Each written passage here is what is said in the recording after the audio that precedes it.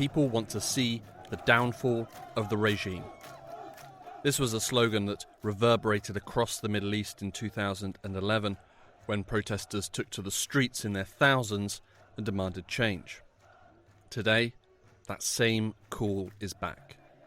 Over the past 4 weeks, protesters in the southern Syrian city of Suweida have taken to the streets and once again demanded an end to the vicious rule of Syrian President Bashar al-Assad.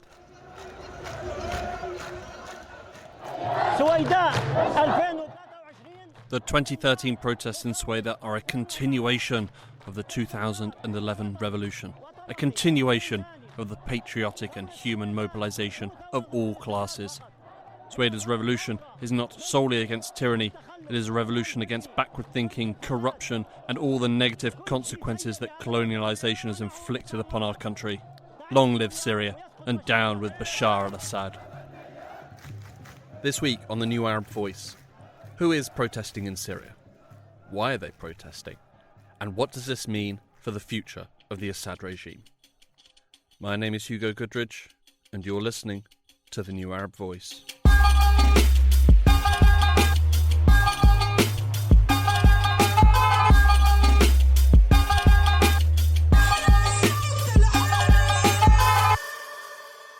We have seen large protests in various governorates, especially more particularly in Suweida and in the governorates of Der'a, as well as smaller demonstration in Damascus countryside, notably in the city of Jaramana. This is Joseph Daher. Joseph works at the University of Lausanne and is the co-director of the Syrian Trajectory Project. While the trigger for the latest demonstrations were connected to economic decisions made by the Syrian government, which are the rise of oil derivatives by notably the total lifting of subsidies on gasoline and a partial lifting of subsidies on heating oil, which have affect the whole economy and society, these protests and the more wider popular anger among large sections of the Syrian populations are rooted both in political and economic denunciations of the Syrian regime and its policies. Syria was plunged into a brutal and bloody civil war when the regime of Bashar al-Assad chose to respond to the demands of civilian-led protests with unfettered violence. The subsequent conflict ripped the country apart, destroyed families, and sowed tragedy across the country. It also, unsurprisingly, destroyed the economy. Today, Syria's economy is, in effect, worthless. Since just May of this year, the Syrian pound has lost 80% of its value. This devaluation is just the latest for a currency that has been in freefall for years.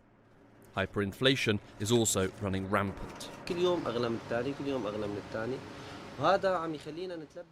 Prices are rising daily. We no longer have the ability to cover our expenses, and we have to carry huge piles of cash to buy our daily needs. Now we must carry a bag to carry these large sums, because our pockets can no longer hold them.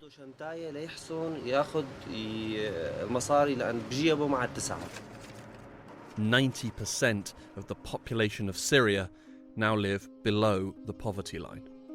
70% don't know where their next meal will come from. In the middle of August, the Syrian government made 2 announcements. First, they announced that the minimum monthly wage for all government employees would be increased by 100%. This sounds good in principle, but with the state of inflation, will do very little to help Syrian families who have on average less than $20 a month to live off. The World Food Programme said that the new monthly salary would only be enough to buy a third of the essential food that a family of 5 would need each month. The second announcement was that the Assad government would be lifting crucial fuel subsidies. This pushed the price of petrol from £3,000 per litre to £8,000 a litre, an increase of over 150%, and the cost of fuel oil rose from £700 a litre to £2,000 a litre.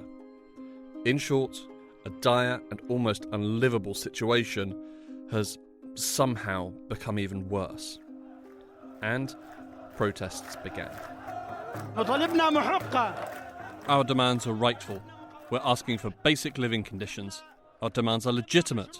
We've always been ready to sacrifice ourselves and our children. The dire economic conditions are certainly one factor that brought people out onto the streets. But additionally, the reasons that brought Syrians out in 2011 still remain today. Joseph Dahir again. Meaning not only criticism of its economic policies, but also more generally of its authoritarianism, violation of human rights.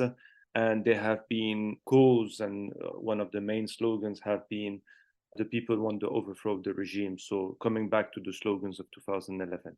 With Russian and Iranian help, the Assad regime has retaken control of much of Syria. Parts of the north remain beyond his control, and in those areas, protests against Assad's rule are frequent. But in areas that are supposed to be under his control, like Suweida, generally less common, and certainly not on the scale or intensity that has been seen recently. There are definitely important and significant demonstrations, particularly in the case of Suweida, where we have seen demonstrations, block main roads that connect towns and villages in the countryside, creating disruptions in access to the capital, Damascus.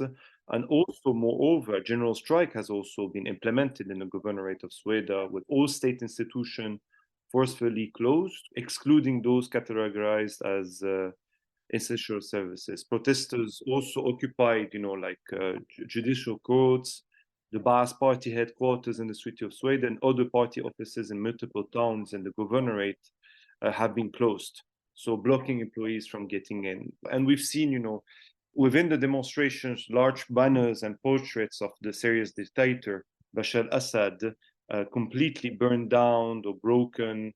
And again, main slogans being, the people want to overthrow the regime. What started in the south soon spread to other areas of the country. In the neighbouring province of Dara, protesters on the street called for the president to go. In the coastal city of Latakia, traditionally supportive of Assad, Syrians voiced their anger online. In the Damascus suburb of Jeramana, protests were also witnessed. On the evening of August 23rd, protests in a number of neighbourhoods of Aleppo were witnessed. For those that were on the streets in 2011 and know firsthand how the regime responds to challenges, the protests bring mixed emotions. I think I have no enough words to describe how it feels, to be in Germany and see people on the streets of Syria again. It's a mix of, different feelings. Yes, I'm very motivated, I'm impressed, I'm grateful, but I'm also terrified because I know very well what the Assad regime is capable of. This is Wafa Ali Mustafa. Wafa is a Syrian journalist and activist who now lives in Berlin. For a decade now, Wafa has campaigned tirelessly for Syria's disappeared, including her father, who was arrested by the regime in 2013 and has not been seen since. I'm scared for the people on the streets. I'm impressed by their courage. I'm impressed by, the narrative they're presenting. I'm impressed by the organization we're seeing every day in these protests. I'm impressed by the, women leadership. I'm impressed by, how every single generation in Suweida, for example, is at Al-Karama Square every day. But I'm also, it's so sad that you can see how people, how desperate, how angry, and how horrific the situation is in Syria for people, so that they don't even, care about going to the streets against the same regime that used chemical weapons against its own people. The regime that they know very well that is, easily can just detain and disappear all of them and their families and their relatives, and can bomb their cities and can destroy their whole existence. The protests in Suweida have now entered their fourth week. While they haven't maintained the intensity of the first week, they are yet to lose momentum and still draw a sizable crowd. The general strike in the province has also not been lifted. It is a depressing truth that the expected response from the regime would be violence. Swift, brutal, and merciless violence. The regime has a long history of this. In the past, they have indiscriminately opened fire on protesters, dropped bombs from planes and helicopters, conducted mass arrests and tortured prisoners. They've even used chemical weapons on civilian neighbourhoods. Recently, Suweida has seen some response from the regime, including the killing of some protesters, but nothing close to the scale that could be expected. Why is this the case? Why no brutal crackdown? First of all, I believe that the weakness of the regime is something to take into consideration militarily, politically, and economically. Despite emerging from the conflict as the quote-unquote victors, the Assad regime does not have the strength of its pre-2011 self. The economy is a clear indicator of this. A mixture of wartime conditions, corruption, and poor economic policies mean that its collapse is running wild and out of the control of Damascus. The mere existence of the protests is another clear indicator of weakness. Strong authoritarian regimes do not have to worry about protests. Secondly, there's a willingness of the regime to try to avoid forceful and violent suppression of the demonstrations as a part of its policy of instrumentalizing sectarianism and to appear as a protector of religious minorities. But moreover, and more importantly, the main reason, I believe, is the inability of the regime to suppress these protests because it is connected to its own weakening, which has allowed a form of limited autonomy in the Suweida governorate.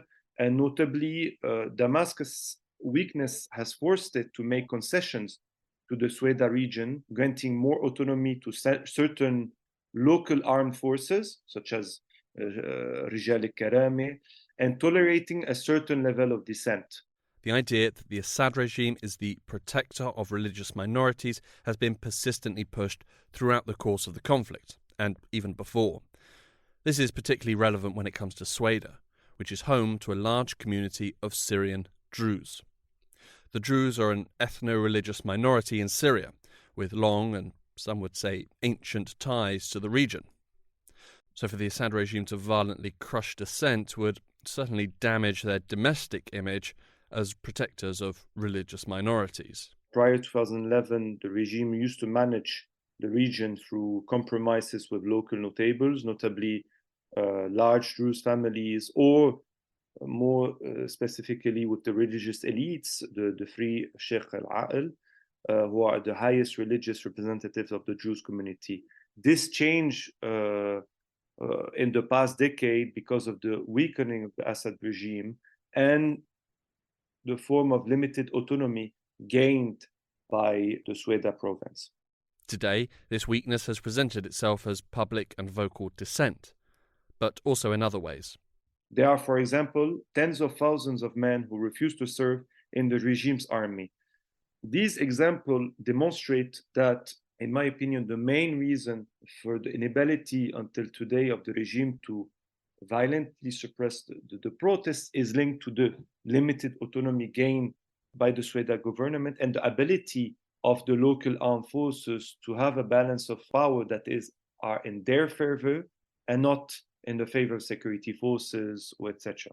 In Suweida, the weakness of the regime is even more pronounced.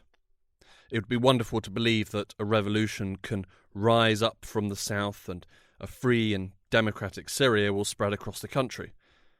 But optimism must eventually meet with reality. What I'm sure of is that this stage will change the situation in Syria. Will it lead to the change of the regime? I'm not sure. I don't know. And to be honest, I mean, lessons learned from the past 12 years, I don't think so. We all know that the Assad regime is not only as brutal as we've seen, but also supported either by strong allies, but also enabled by the inaction of the international community. So I don't think that these protests will change the regime. But I also believe that a change in a country like Syria will take years, and it will take different stages and different revolutions and different uprisings. But what I'm sure of is there is no way back. What happened today in Suweida, the fact that people are on the streets demanding not only better living conditions, but also the change of the regime and the change of the head of this regime, Assad himself, there is no way back from that. And it will definitely, no matter what happens, we will not go back to before mid-August this year. Wafa believes that there is also a possibility that the Assad regime is playing a waiting game in Suweida. But it's also the Assad regime. I mean, we know that the only language they speak is violence and is brutality. And to be honest, I mean, I'm no political analyst and I cannot really tell what will happen in the next coming weeks or month. I think they might be just, thinking that let's just leave people to protest and eventually they will just get tired. The city is on strike and, eventually they will need to work and they will need to provide themselves with the daily basics. So they will just go home and forget all about it. But I also believe that people will not go home and people will not just, go back to what was before mid-August this year. But at the same time, yes, I have to say that, every single day I wake up and I, before I check the news, I say, I hope I will not hear about a massacre. I hope that the regime will not use the same violence against Suweida. But we also have to admit that the violence is being used against Daraa and against Idlib and against Aleppo. I mean, Idlib is being bombed on daily basis. So that does not say that the regime has changed or their tools has changed, but it only says that they have different ways of approaching different cities and different communities. And that's only because, they used the diversity of the Syrian community to form and to contribute to their propaganda about fighting terrorism and protecting minorities. The success of this waiting out approach will, however, only likely work if the protests are contained to Suweida. While the resilience and the courage of Suweida's protesters are to be hailed in many ways, only an extension of the protest movement to other regions can allow it to continue.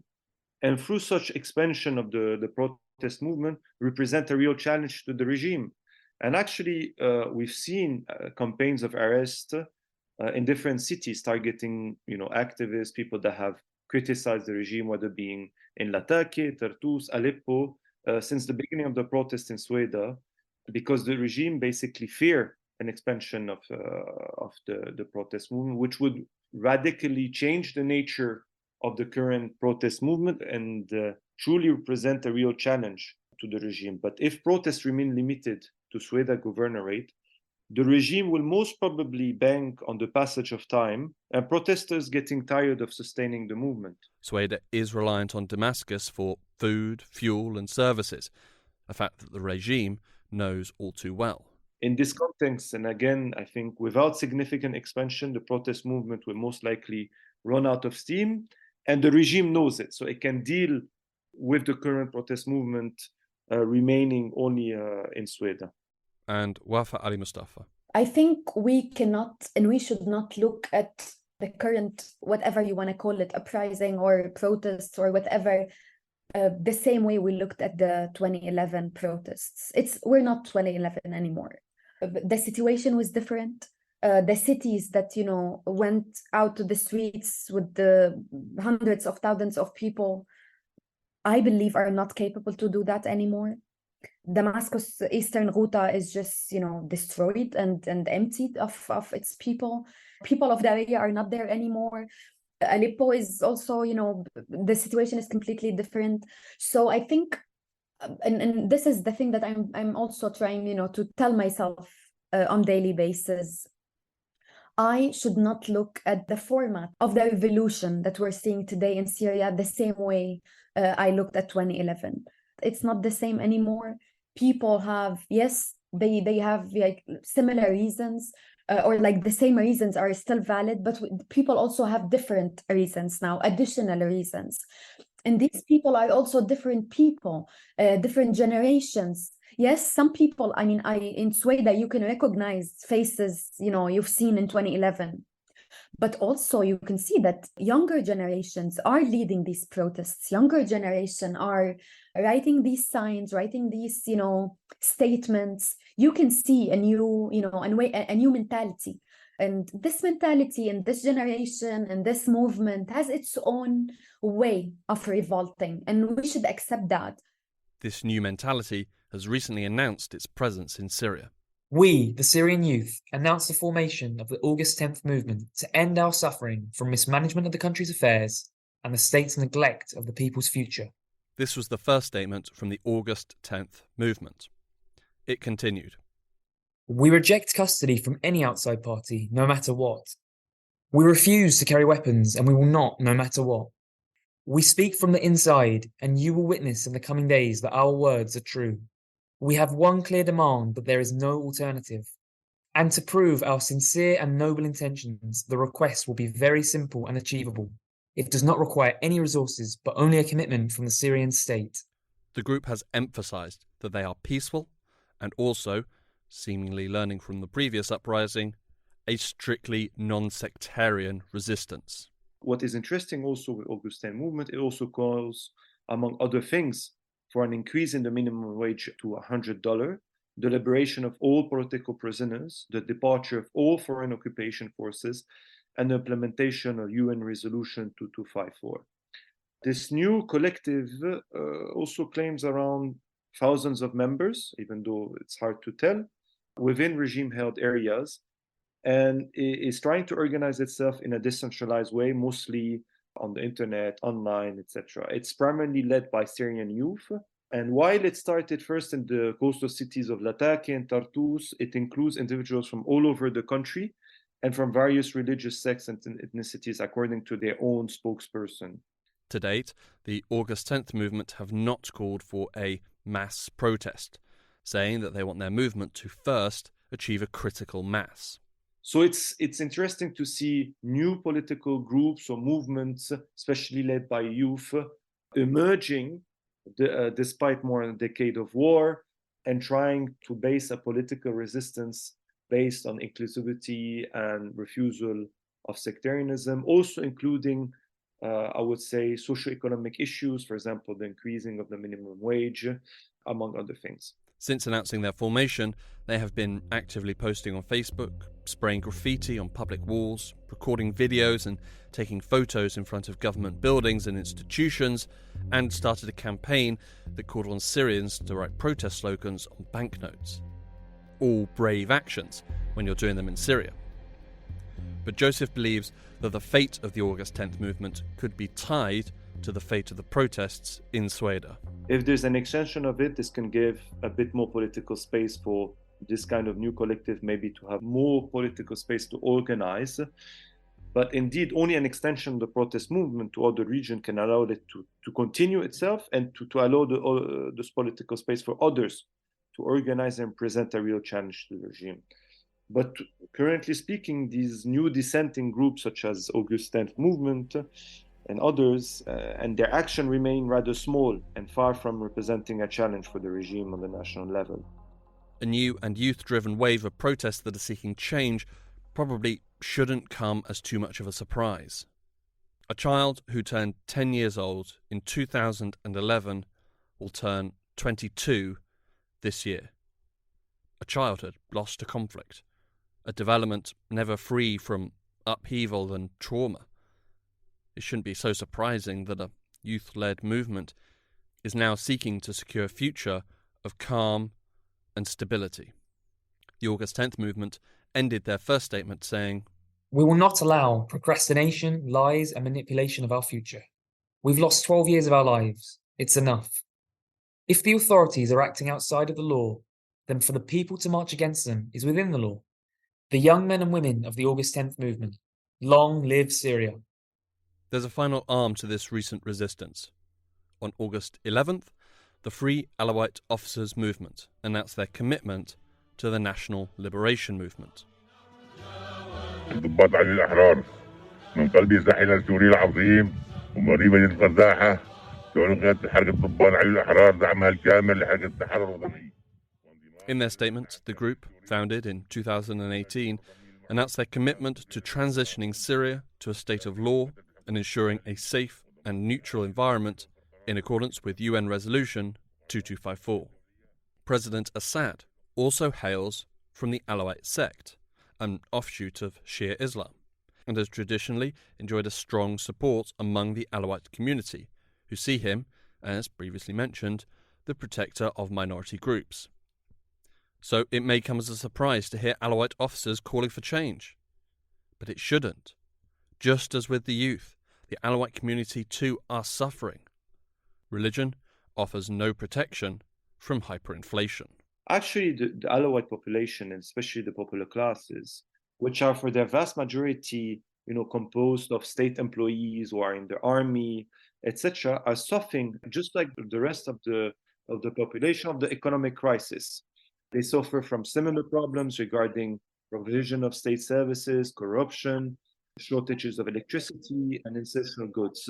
So it's significant to show that what we're witnessing today in Syria is rooted both in political and economic reasons regarding the protest movement, the wide popular anger, but that Alawites are not different from the rest of the population. They have similar needs, similar demands, and for improved conditions of living, stopping the corruption, stopping the authoritarianism of this regime. And if there's an ability to allow more political space to organize, to allow a new forms of collective resistance, a new political actor emerging with inclusive policies, we will see Alawites just like other individuals in Syria most probably challenge the state.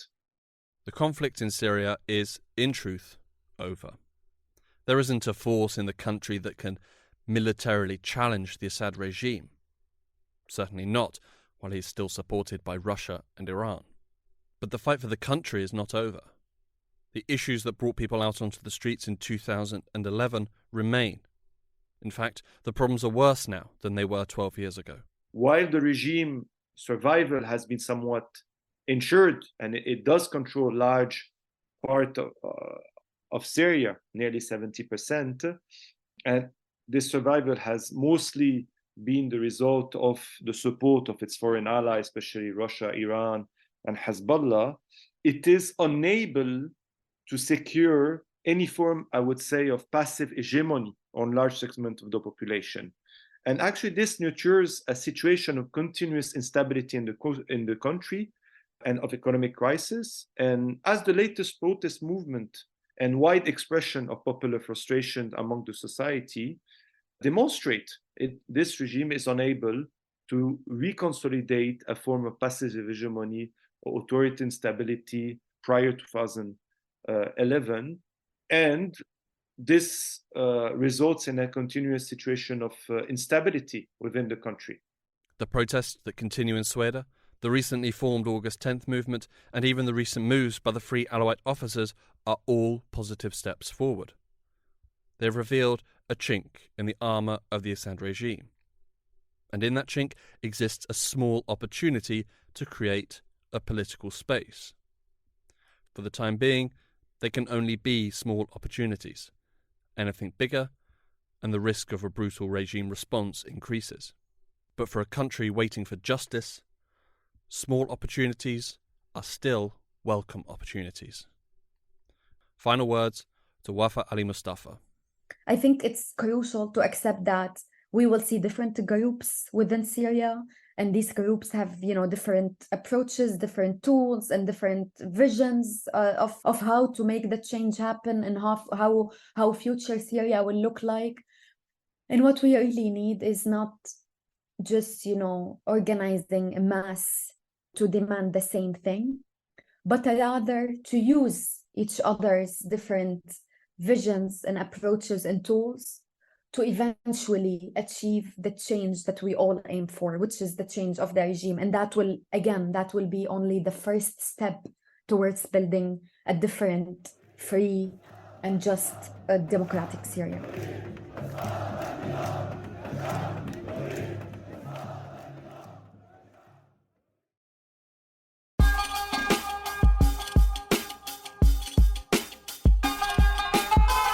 This episode of The New Arab Voice was written and produced by me, Hugo Goodridge.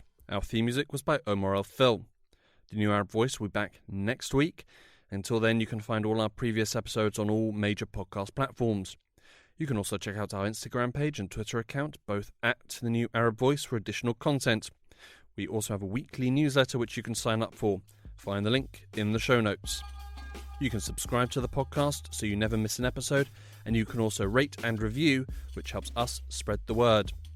Don't forget to follow The New Arab on Facebook, Twitter and Instagram for all the latest news, analysis and opinion from the region.